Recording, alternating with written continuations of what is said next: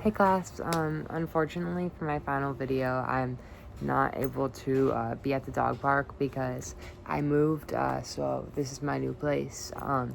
But looking back on this class, I would honestly say that my biggest takeaway has been like learning how geology and everyday life are so connected. And I didn't really think before this class I'd be learning things in a geology class that were going to be really applicable to my daily life, especially when it comes to earthquake safety.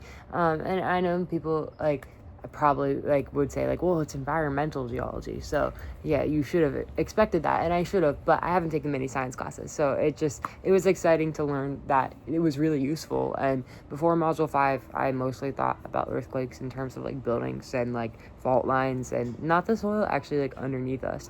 And learning that a lot of LA is made up of loose sediment and unconsolidated deposits instead of just solid rock really changed my perspective, honestly. And I was surprised to learn that soil conditions can actually amplify earthquake shaking, and some areas are more dangerous than others. And that made me realize that understanding smaller things like soil composition and completely can completely affect bigger things earthquakes. And it also made me think more about the class made me think more about being more environmentally conscious, because I think that watching the story of plastic honestly just really let it all sink into me. The it just the all of what I was learning, it sunk in, learning about how they the people were getting cancer and childhood cancer from the plastic chemical plants nearby, made it really sink in about how current everything is, and